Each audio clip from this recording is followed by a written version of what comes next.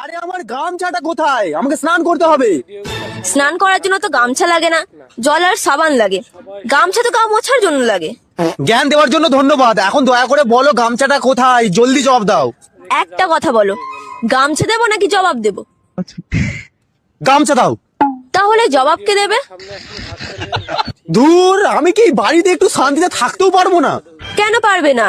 এটা তোমারও বাড়ি, এই জন্যই তো আমি তোমাকে থাকতে দিয়েছি। তোমার এই উপকারের কথা আমি জীবন ভর মনে রাখবো। এখন গামছাটা দাও, আমার হাতে সময় খুবই কম। ওগো, এমন কথা বলো না।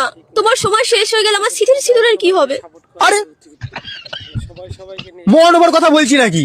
অফিসে জরুরি মিটিং আছে, আমাকে গামছাটা দাও, আমি তাড়াতাড়ি বাথরুমে যাই। কিন্তু বাথরুমে কিসের মিটিং?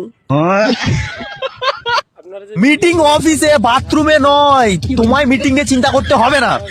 আমার মিটিং নিয়ে চিন্তা নেই, আমার তো দোকান থেকে আলু কেনা নিয়ে চিন্তা। ঠিক আছে, আলু আমি ফেরার পথে নিয়ে আসবো, এখন গামছাটা দাও। সেদ্ধ আলু আনবে নাকি কাঁচা আলু? সেটা ফোনে বলে দিও। কিন্তু আলুকে কোন নম্বরে ফোন করব? আরে আমাকে ফোন করবে। তুমি তো আমার সামনেই আছো, তবে ফোন কেন করব? ও, আমার মাথার ফিউজ উড়ে যাচ্ছে। কই, কোনো লোডশেডিং বা ধোঁয়া তো দেখতে পাচ্ছি না।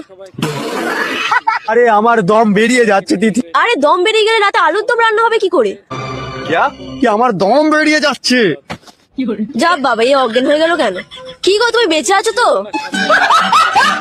আরে আমার গামছাটা কোথায়? সবাই সবাইকে সাপোর্ট করা উচিত। সবাই সবাইকে নিয়ে